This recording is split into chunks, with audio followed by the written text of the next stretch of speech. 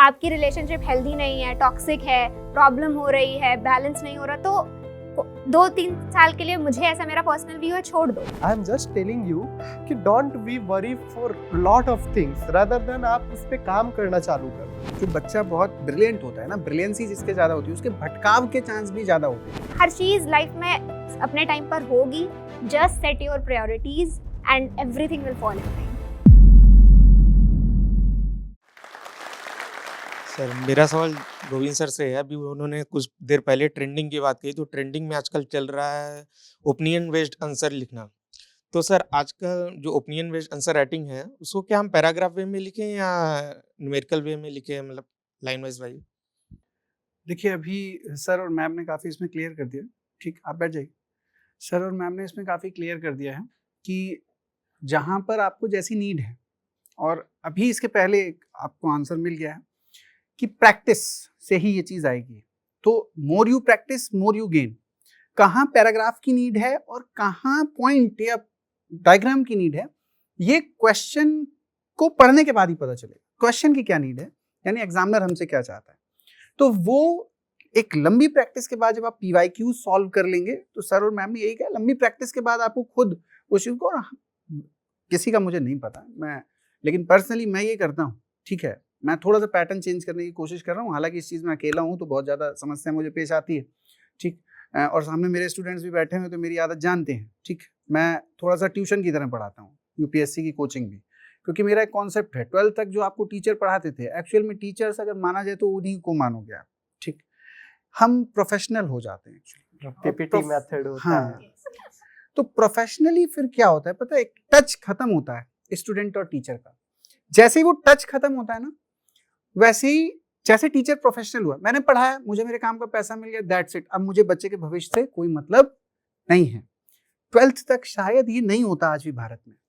वहां टीचर को बच्चे से मतलब होता है कि मेरा जो बच्चा है वो मानसिक रूप से भी स्थायित्व में होना चाहिए और भौतिक रूप से भी। और टीचर टोक भी देते हैं, कईयों को टोका होगा आपको क्लास में, है ना, कि बेटा आजकल खाना ठीक से नहीं खा रहा है ना। मैं UPSC की कोचिंग पढ़ाते हुए क्लास में टोक देता हूँ कि बेटा तू कुछ गलत हो रहा है, तुम्हारा स्वास्थ्य ठीक नहीं लग रहा, पहले तुम स्वास्थ्य ठीक करो, पढ़ाई बाद में करना। ये क्यों आवश्यक है? उसका कारण यही है कि आप एक लंबी प्रैक्टिस में हैं। ठीक, और सर और मैम बार बार आपको यही कह रहे हैं कि लंबी प्रैक्टिस से जब आपको गुजरना होता है, और हिंदी माध्यम मैं ज़्यादा एम्फेसाइज इसलिए कर रहा हूँ क्योंकि मैंने उन समस्याओं को बहुत नज़दीक से देखा है और खुद भी एक हिंदी माध्यम अभ्यर्थी रहा हूँ। हिंदी माध्यम की बेल्ट में आपको पता है कि मतलब शायद मेरी बात से सर और मैम इत्तेफाक रखें, मध्यम वर्गीय और निम्न मध्यम वर्गीय जो बच्चे हैं वो ज़्यादा हैं कंपेरेटिवली। ऐसे में क्या होता है ना, उन्होंने काफ़ी चीज़ें ऐसे नए शहर में आके प्रभावित भी करती हैं सर एक्चुअली में, है ना। दिल्ली आए तो आप गांव से आए थे, ठीक, आप पहली बार दिल्ली आए, मुखर्जी नगर देखा तो किताबें देख के पहले तो सर चकरा जाता है। अच्छा इतना पढ़ना है। अच्छा गाँव में क्या कहा जा रहा था, बाबूजी गए हैं DM बनने। अभी आपको पता नहीं है लाट साहब शब्द वहीं से आता है। तो अंग्रेजों में होते थे ना लॉर्ड, तो सोचते लॉर्ड साहब, तो वो बन गया लाट साहब। ठीक है, तो अब लाट साहब बनने आए हैं, तो उसी पैटर्न में आए हैं और कई मूवीज भी अब आ गई हैं। तो कुल मिला के अगर कॉन्क्लूसिव की बात करेंगे कि क्या करना है, कहाँ क्या लिखना है, ये एक लंबा अनुभव होता है।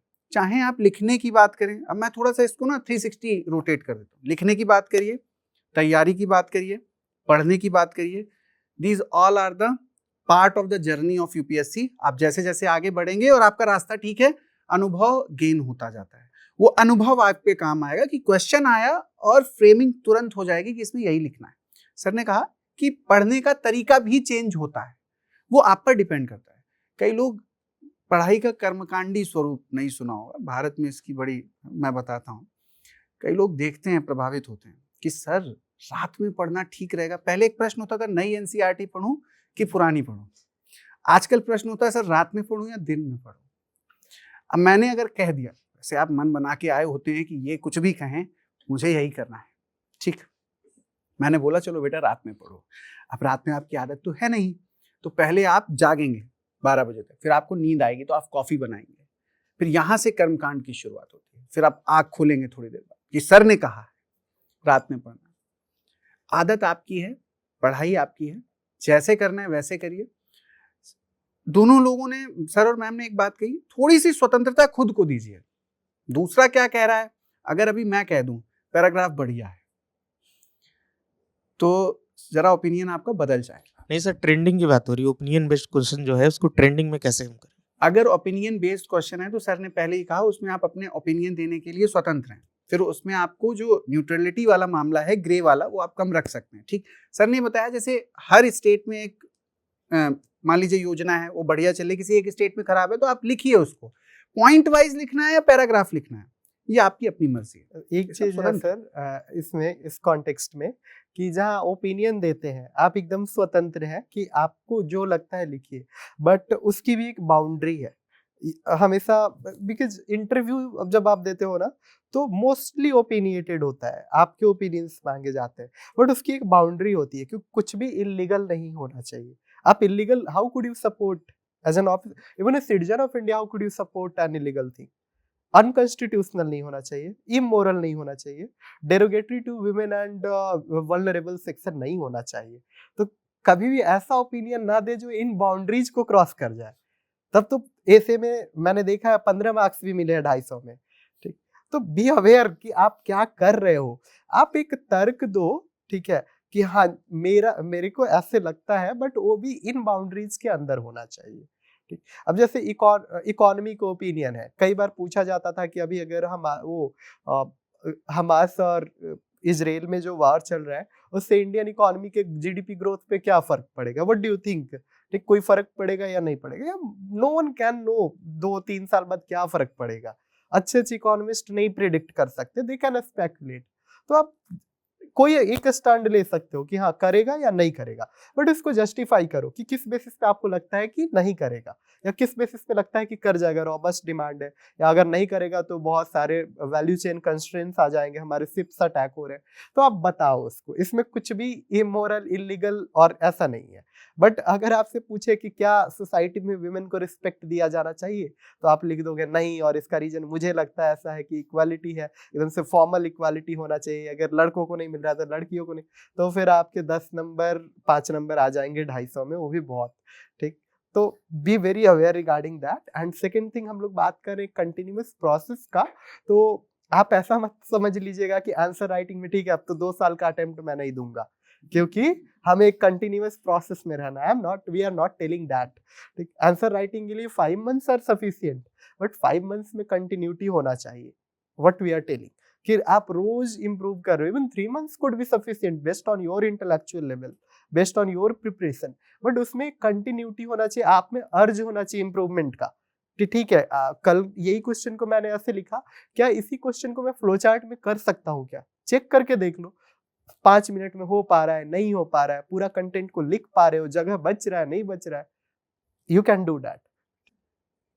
अब इसमें एड ऑन ये है कि ऐसे समझिए, सर की एक बात से एक बात याद आई। मैंने एक लाइन पढ़ी, practice makes a man perfect. फिर दूसरी लाइन पढ़ ली, गलती से nobody is perfect.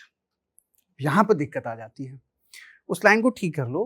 Practice makes an continuous improvement, वो आपको इंप्रूव करती है हर बार जीतने के लिए, और परफेक्ट तो कोई है नहीं। यानी सर ने कहा कंटिन्यूअस, हाँ जब शुरू करिए तो फिर लगातार करिए, तो फिर कंटिन्यूअस रहिए सारी चीज़ों में। ठीक है, होता क्या ना, गैप बहुत आते हैं, वी टेकिंग गैप, और यूपीएससी एस्पिरेंट ज़्यादा लेता है, कह रहा मैं बहुत दिन से पढ़ते पढ़ते थक गया हूँ, अब मैं ब्रेक लूँगा। उसका ब्रेक ही बहुत लंबा होता है, बस वो ब्रेक उसको ब्रेक कर देता है, फिर वहाँ से ब्रेकिंग शुरू होती है। ठीक, ब्रेक लेना है, इतना भी लंबा नहीं। ठीक है, ब्रेक लो, लाइक इंटरवल्स लो 30 मिनट्स का, 1.5 घंटे के बाद। ठीक है, एक सप्ताह में एक संडे ले लो। ठीक है, अब ये नहीं कि 2 सप्ताह के लिए निकल गए एकदम से कसौल मसूरी बैठे हुए बाबा की तरह, तो दैट वो मतलब आपको डेविएट करेगा। एंड एक चीज और, सर अभी कुछ देर पहले बातें कर रहे थे कि और बहुत सारे कोलैटरल कंफ्यूजन्स होते हैं सब्जेक्ट के, तो होते ही है, दिन में पढ़ूँ रात में पढ़ूँ, हरा नोट्स बनाओ पीला नोट्स बनाओ, और लाइक जो भी ओल्ड और न्यू। आई थिंक दैट यार, मतलब if you are preparing for civil services, ऐसे कंफ्यूजन हो कैसे सकते हैं? वेयर इज योर माइंड, जहां पर आपका ही माइंड ऐसा लगता है कि आपने दिमाग छोड़कर प्रिपरेशन करने आप आए हो। कुछ चीजों में बहुत क्लैरिटी होनी चाहिए, एंड इट्स कम्प्लीटली पर्सनल कि आपको 3 महीने आपके गर्लफ्रेंड से बात करना है। ऐसे भी क्वेश्चंस आते हैं, सर प्री है 15 दिन बात करूं कि नहीं करूं। Student asked me and I was awful कि मैं क्या आंसर करूं। ठीक, and he is going to give prelims, और ऐसा एक्सपेक्टेशन था 2024 हार्डेस्ट प्रीलिम्स होने वाला है। कुछ तो सर पेपर दिलवाने जाते हैं, हम्म। सिर्फ फॉर्म इसलिए भर That's पेपर good. दिलवाने। There should be support. I don't deny that. It should happen. But ये clarity नहीं है, then how could you think about clarity in the subjects? ठीक? अगर ये clarity नहीं है कि दिन में पढ़ो कि रात में, whatever suits you, do that. 2-4 दिन तो एक्सपेरिमेंट कर सकते हो कि एक पर्सन जिसने क्वालिफाई किया टीचर बताएगा आपको। ठीक, तो very simple, it's a very simple 1000 dynamic people चाहिए। ठीक, आपको कंफ्यूजन है, आप अपना दुखड़ा रोते रहो, किसी को कोई मतलब नहीं है। दोज 1000 आर गेटिंग दैट जो गवर्नमेंट को चाहिए। आप रोते रहो सीसा टफ हो रहा है, यूपीएससी का ये काम थोड़ी है सोशल जस्टिस का। गवर्नमेंट कर रहा है social justice. Yes, there should be parity, there should be practical equality, I agree to that, and there are mechanism for that. Reservation है, there are a lot of mechanism, and I do support those things. But the thing is कि अगर हम ये criticize करने लगे कि Hindi medium के लिए unfair है, इंग्लिश मीडियम के लिए fair है, मैथ्स वालों के लिए unfair है, is it burden of UPSC to do fairness or to select some talent to govern the country? Okay. What is the prime focus of civil UPSC there? तो आप उस, मैं यूपीएससी को भी कोई ज्ञान नहीं दे रहा, I am just telling you कि don't be worry for lot of things rather than आप उस पे काम करना चालू कर दो। सर गोविंद सर से स्पेशली ये क्वेश्चन कि जब हम सब आंसर लिखते हैं तो क्या भूमिका को लिखना ही जरूरी है कि उस डायरेक्ट जब बॉडी से शुरुआत कर सकते हैं, और उसके साथ किस तरह से एग्जाम्पल के साथ पुट करके जो आंसर को एक डिप्थ में दे सके? इसका आंसर मेरे ख्याल से सर ने बहुत ही डेलिबरेटली और लॉन्ग टर्म में दे दिया है। ठीक है ना, रिपीटेड है, फिर भी सर ने कहा ये आप ही तय करेंगे।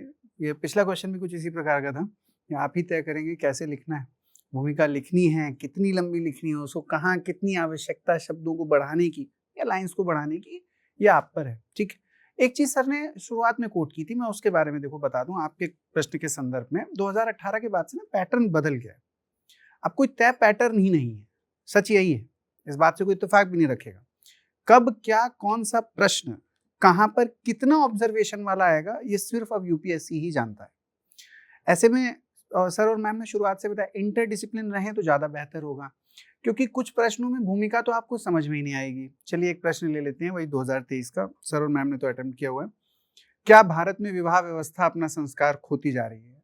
अगर आप हाँ बोलोगे इंट्रोडक्शन में तो बॉडी में आपको हाँ के तथ्य देने पड़ेंगे, अगर आप ना बोलोगे तो फिर बॉडी में आपको ना के तथ्य देने पड़ेंगे। तो ये अब किस पर निर्भर, देखिए उन्होंने क्या किया, गेंद आपके पाले में डाल दी कि आप ऑब्जर्व क्या करते हो। उन्होंने कहा मेरे को नहीं पता, क्या आप, बस। तो इसका अर्थ ये हुआ कि इंट्रोडक्शन कितना लिखना है, कैसे लिखना है, ये आज के पैटर्न में क्वेश्चन को देखकर ही डिसाइड होगा। ठीक है, कितना लॉन्ग रहेगा, कितना शॉर्ट रहेगा, ओपिनियन बेस्ड रहेगा, हम उसमें हाँ ना बता सकते हैं, रिजिड हो सकते हैं। ठीक है, ये प्रश्न का स्तर आपको बताएगा। ठीक, और सर ने पूरा क्लियर कर दिया कि ओपिनियन बेस्ड क्वेश्चन में किस प्रकार से आपको आंसर लिखना है, किन चीज़ों पर आपको ध्यान देना है। गवर्नमेंट रिपोर्ट पढ़नी है तो पूरी रिपोर्ट में से जो जिस्ट है उसका यूज करना है, कहाँ करना है ये भी प्रैक्टिस के बाद हम खुद डिसाइड करेंगे कि किस सब्जेक्ट में करना है। अब तो सर ने ये भी बता दिया कि साइंस फिक्शन मूवीज देख रहे हो या कुछ भी कर रहे हो तो थोड़ा दिमाग लगाकर अगर उन्हें देखा जाए तो वहाँ से भी। एक एग्जाम्पल देता हूँ, हम क्लास में पढ़ाते हैं रोबोटिक्स, 3 लॉज पढ़ाते हैं। आपको पता है कि आइजैक एसिमोव ने दिए थे और उन्होंने एक किताब लिखी थी आई रोबोट, उस पर एक मूवी बनी जिसमें एक्टर हैं विल स्मिथ।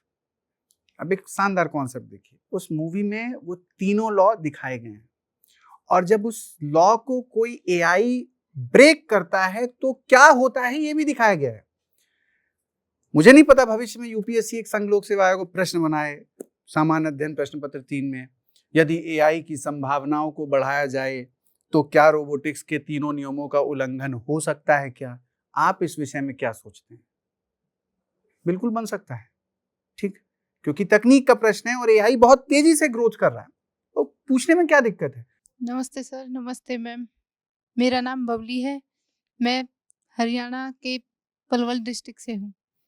तो मेरा क्वेश्चन नेहा मैम से है कि मैम जो मेंस एग्जाम्स में क्वेश्चंस होते हैं, ऑल क्वेश्चंस, तो हमारे पास 3 घंटे का समय होता है, तो हमें क्वेश्चंस में कैसे बिंदुओं का महत्व देना चाहिए और फिर उन्हें कैसे आंसर करना चाहिए, और सारे क्वेश्चंस के आंसर देना ज़रूरी है? इस पर मैं पहला पॉइंट तो मेरा ये है कि पेपर तो पूरा अटेम्प्ट करना चाहिए। ये तो फर्स्ट थिंग है कि क्वेश्चंस छोड़ना नहीं है। 20 क्वेश्चंस हैं, उन्हें पूरा करना है। और दूसरा जो टाइम बाइफर्केशन है, जैसा सर ने बताया, मेरी भी वही अप्रोच रहती है कि 10 मार्कर है वो 7 मिनट 7.5 मिनट्स में करने की कोशिश, और 15 मार्कर को 10 मिनट्स में। अब मेरी पर्सनल अप्रोच ये रहती थी कि मैं 15 मार्कर्स पहले करती थी। 180 मिनट्स होते हैं हमारे पास। हाँ, मतलब उसको ही लाइक डिवाइड कर लिया मेरी राइटिंग स्पीड के अकॉर्डिंग। तो मुझे ऐसा कि हाँ 10 मिनट्स में 15 मार्कर्स कर लूँगी और 7 मिनट्स में 10 मार्कर्स करूँगी। तो अब क्या हुआ कि 15 मार्कर्स क्वेश्चन को मैं पहले अटेम्प्ट करती हूँ। लाइक पेपर मिला तो मैं 15 मार्कर्स करती हूँ और फिर 10 मार्कर्स मैं बाद में करती हूँ, क्योंकि मुझे ऐसा लगता है कि 15 मार्कर्स मोर स्कोरिंग है। तो इसमें इसमें कंटेंट नहीं मैं इधर उधर रख सकती हूँ। 10 मार्कर में फिर भी लास्ट क्वेश्चन में मैं थोड़ा, अगर मेरे पास टाइम नहीं बचेगा, 5 मिनट भी बचेंगे, आई विल राइट समथिंग। तो लेकिन और भी जो मेरे फेलो एस्पिरेंट्स हैं, मुझे इंटरव्यू की प्रिपरेशन के दौरान बहुत सारे लोग मिले जिनसे मेरी एक्चुअल बात हुई, तो I could come to know कि there are very different approaches. अभी मैं सर को सुन रही हूँ तो मुझे लग रहा है बिल्कुल अपोजिट थिंग्स हैं जो मैंने की हैं, एंड दैट इज बिकॉज कि मतलब सेम चीज़ है कि 1000 पीपल जो सेलेक्ट होते हैं उनकी देयर आर 1000 डिफरेंट स्टोरीज। और क्योंकि सर का एक टाइम स्पैन है इन इस प्रिपरेशन और मेरा वो टाइम स्पैन नहीं है, मतलब the time period which I was preparing वो बहुत अलग था। तो जैसे भानु सर से मैं बात करती थी, he is also in the services, अभी उनका सिलेक्शन हुआ है। तो उनका मानना था कि 10 मार्कर्स में जैसे बहुत सिंपल सी, बहुत लेमन पर्सन जैसी बातें हैं कि जब कोई कॉपी आपकी खोल रहा है और 10 फर्स्ट पेज में 10 मार्क का क्वेश्चन किया है, वो भी ऐसे हैप्पीजार्ड लिखा हुआ है क्योंकि वो लास्ट में अटेम्प्ट किया हुआ क्वेश्चन है, पहला क्वेश्चन, तो एग्जामिनर क्या लगेगा, जैसे घर में घुसे घर ही गंदा था। तो मतलब एक अच्छी सी कॉपी नहीं दिख रही होगी। तो लोगों की ये भी अप्रोच रहती है कि 5 क्वेश्चंस 10 मार्कर के पहले कर लिए, फिर 15 मार्कर्स के करे टाइम मैनेजमेंट के सिलसिले में। तो ये भी एक सेल्फ इवॉल्विंग चीज़ है। आप जब पेपर सॉल्व करेंगे तो आपको पता चलेगा कि एक्चुअली आपका टेस्ट क्या है, तो उस तरीके से कर सकते हैं। और दूसरी चीज़ फिर कंटेंट रिच तो वैसे ही है कि प्रैक्टिस से ही आएगा। Mains is more of a practice, कि जितना ज़्यादा आप प्रैक्टिस करेंगे उतना ज़्यादा आप खुद को पहचान पाएंगे। और जैसे पहले की भी जो हम लोग डिस्कशन किए हैं उसमें एक बात हो रही थी कि कैसे हमें जानना है कि रात में पढ़ें दिन में पढ़ें, क्या चीज़ें हैं। तो इन दिस प्रिपरेशन या किसी भी प्रिपरेशन की हम बात करें तो सेल्फ रियलाइजेशन होना, सेल्फ इवोल्यूशन होना बहुत ज़रूरी है। हमें हमेशा अपने आप को हमेशा क्वेश्चन करते रहना चाहिए कि क्या मैं आगे बढ़ रहा हूँ। मैं आज जहाँ पे था और मैं रात में सोने जा रहा हूँ, तो अच्छा आज मैंने ये किया तो मैं एक स्टेप आगे आया हूँ। तो इस तरीके से हमेशा एक स्टैग्नेंसी नहीं रहनी चाहिए लाइफ में। लाइफ हमेशा डायनामिक होनी चाहिए। कुछ भी हुआ, अगर कोई बैड डे भी है, नहीं पढ़ पाए किसी भी रीजन की वजह से, इट्स ऑल राइट। उसकी वजह से ये नहीं होना चाहिए कि अब तो खराब ही हो गया, अब तो ये वीक गया। नहीं, हमेशा एक फ्रेश, जैसे मैंने बहुत सारे लोगों को देखा है और मैं बहुत न्यूबाई थी इस प्रिपरेशन में जब, क्योंकि मेरे जितने भी फ्रेंड्स हैं वो 24 का अटेम्प्ट लिख रहे थे और मैं 23 का लिख रही थी। तो मेरे साथ ये इशू होता था कि मीन्स मेरा टाइम टेबल नहीं मैच कर रहा। मैं ड्यू की स्टूडेंट हूँ, रामजोस कॉलेज की, तो मैं कॉलेज भी जाती थी। तो एक नॉर्मल ड्यू कल्ट में होता है अगर आप कॉलेज जा रहे हैं, आप लोग तो मुखर्जी नगर पास ही है ड्यू कैंपस के, तो बहुत कॉमन है कि हडसन लेन चले जाएंगे कॉलेज के बाद, या फ्रेंड्स के साथ कहीं घूमने चले जा रहे हैं। तो अवॉइड करना है, मतलब अपनी वही सेम बात है कि सेट योर प्रायोरिटीज। तो मेरी भी प्रायोरिटीज सेट थी कि भाई करना ये है।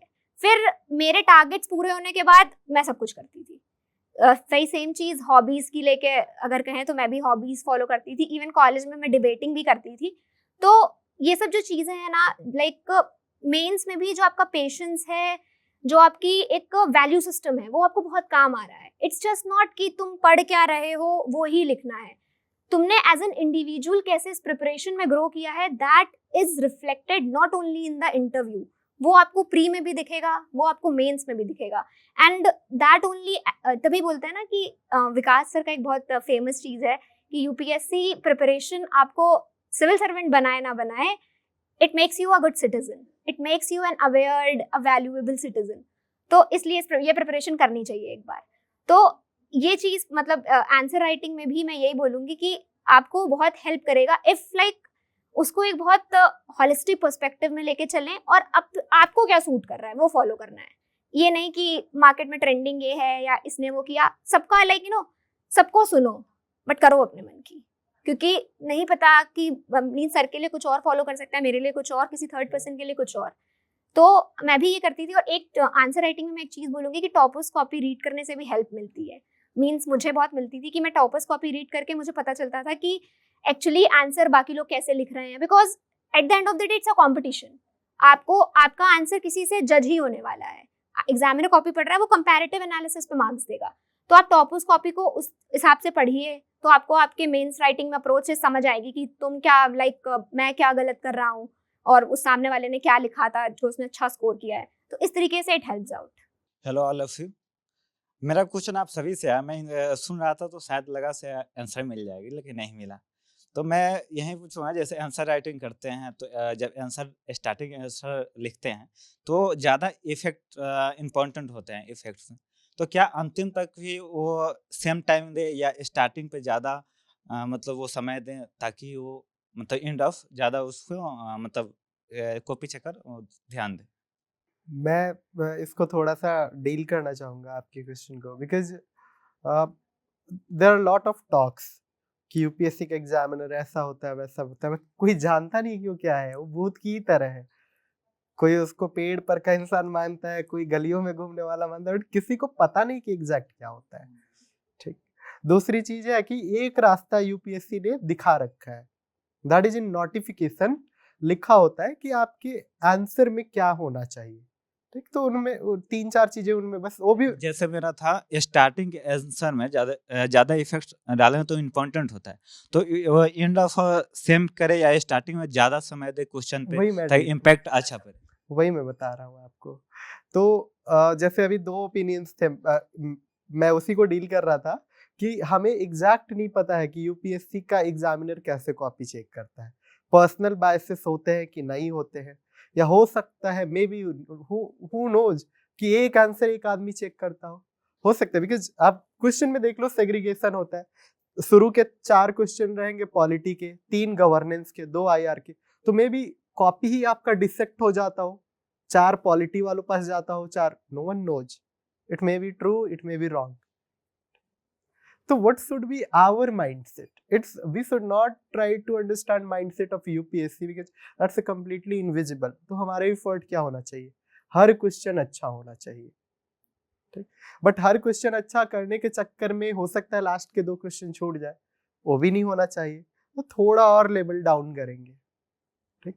बहुत अच्छा नहीं हर क्वेश्चन एबव एवरेज होना चाहिए।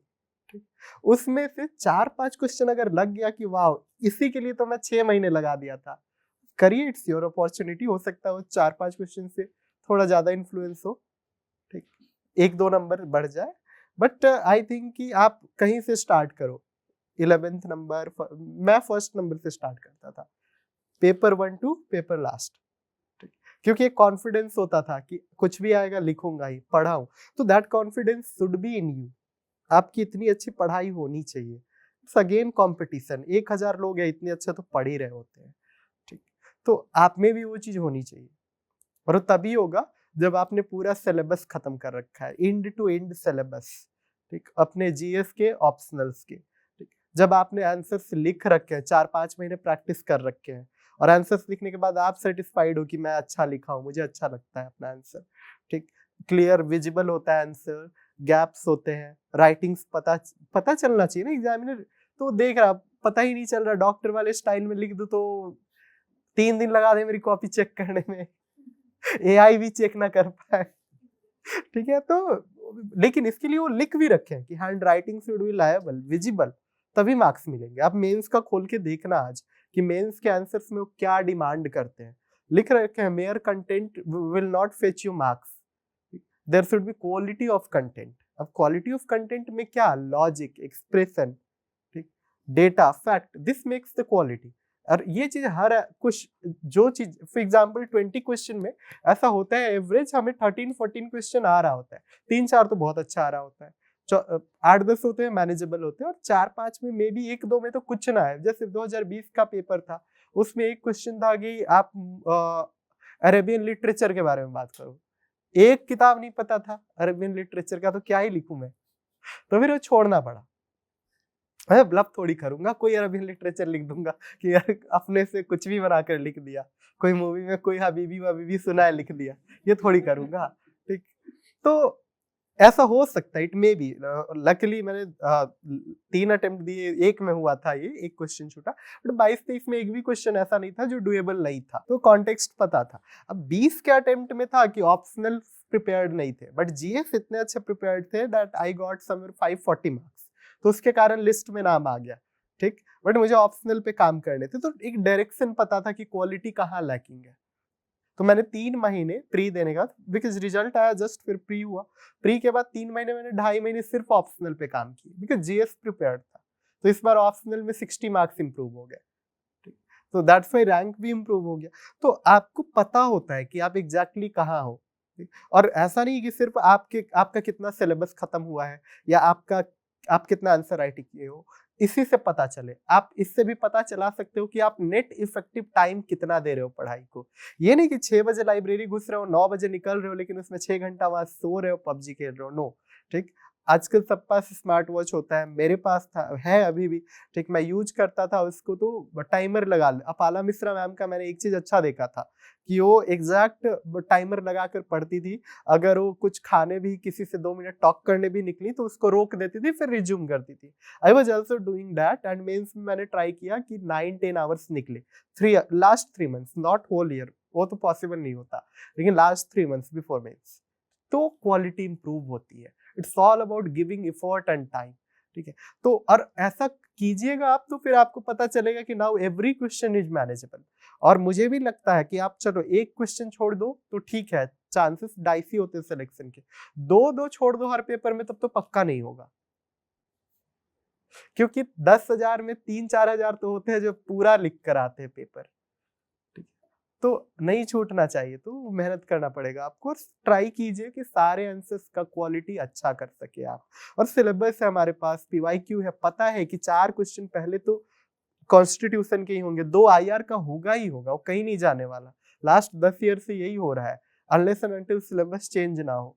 होगा भी तो यूपीएससी बता देगा we are going to do that. तो इतना कुछ यूपीएससी ऑलरेडी बता रखा है आपको, फिर आप क्यों कंफ्यूज हो? आपको तो पढ़ना है उस चीज को। Give equal importance to every subject, फिर आप देखो सारे क्वेश्चंस आपके अच्छे हो जाएंगे।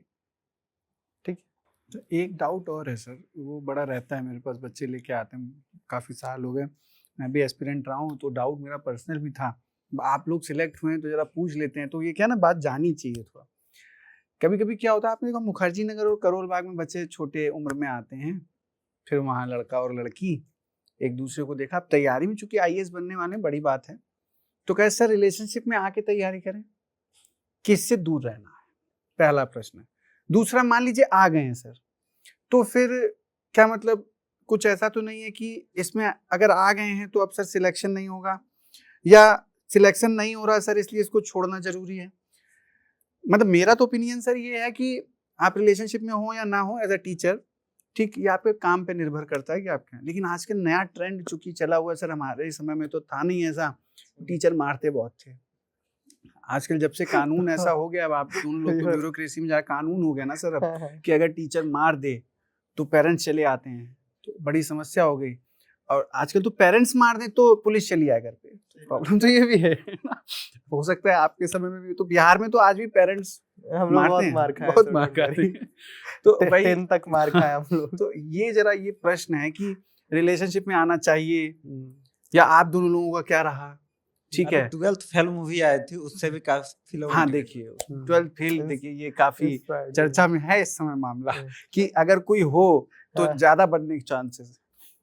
एक चीज तो मुझे पता होता है, ब्रेकअप के बाद ज्यादा बनने के चांसेस होते हैं ना सर, ये कह रहे हैं ठुकरा के मेरा प्यार हाँ। ज्यादा, लेकिन वो ब्रेकअप प्रिपरेशन से पहले होना चाहिए, प्रिपरेशन के बीच में होते नहीं रहना चाहिए, बहुत डिफरेंस है। एक ब्रेकअप, 3-4 ब्रेकअप की बात नहीं है ना। एक प्रिपरेशन के पहले हो जाना चाहिए, जब आप माइंड बनाते हो कि मुझे यूपीएससी करना है, ठीक है, फिर आपको थोड़ा ज्ञान मिल जाता है कि हाँ, कि क्या अभी इम्पोर्टेंट है। It's all about priorities, nothing else.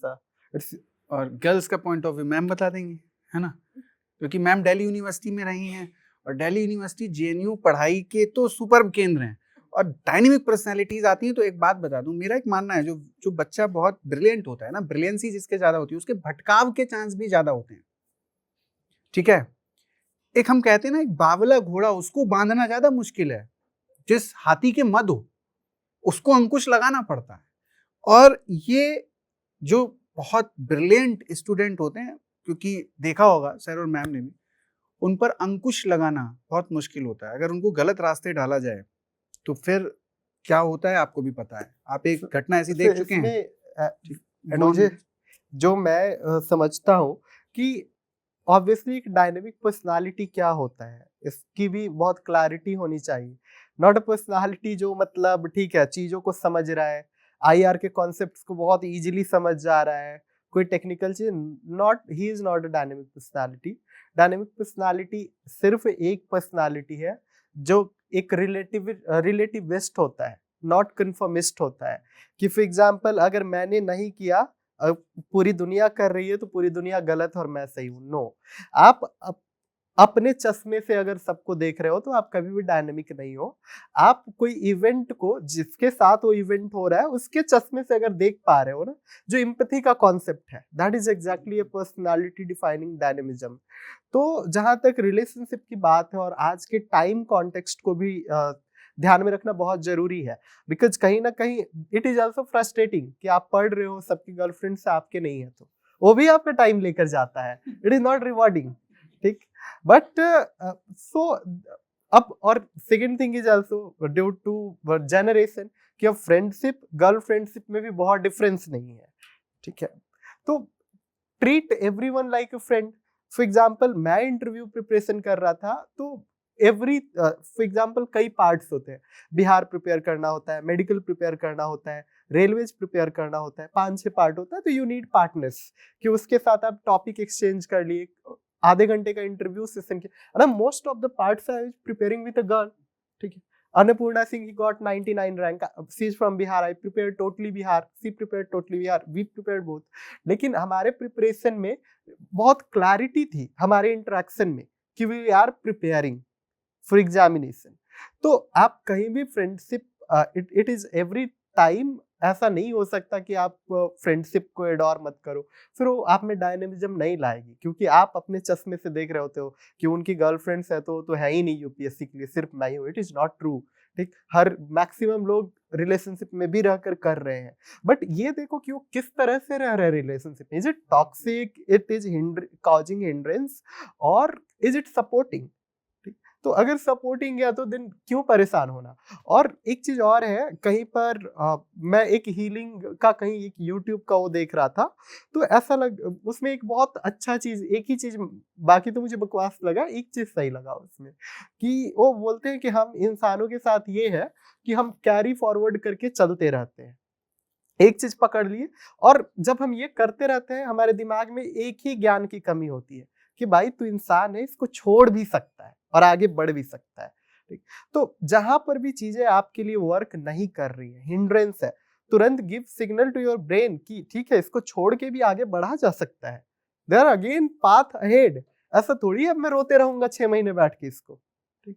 लगा नॉट वर्किंग, 2 दिन रो लो, गो अहेड, पढ़ने बैठ जाओ, बट बैठ जाओ। अगर आप ये नहीं कर पा रहे हो तो फिर search for something else, not UPSC, I think. See, जैसे सर ने बताया, मैं सर के पॉइंट ऑफ व्यू से बहुत सहमत हूँ।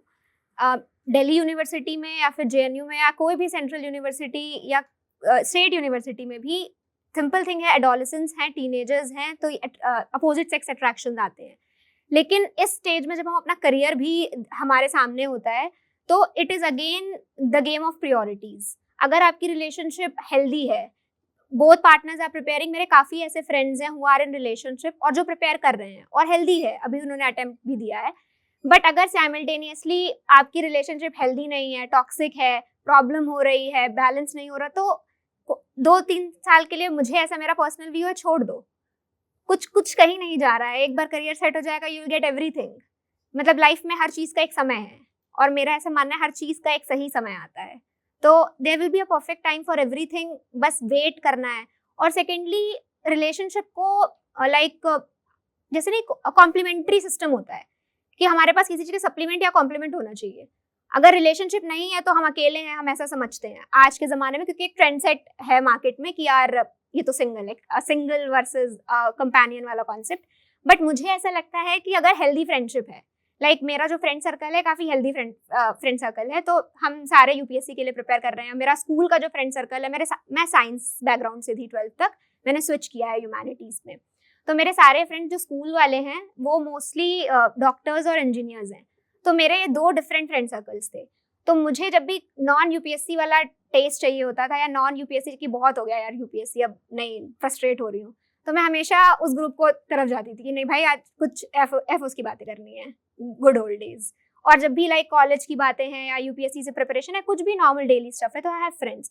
तो द थिंग इज दैट मेरे पास एक सिस्टम था, एक लाइक आपके पेरेंट्स, आपके फ्रेंड्स सभी बोलते हैं ना कि हमेशा एक हेल्दी सिस्टम रखो। तो आज के समय में हम बच्चे पेरेंट्स से कट ऑफ है बिकॉज वो दूर प्रिपेयर करने आए हैं।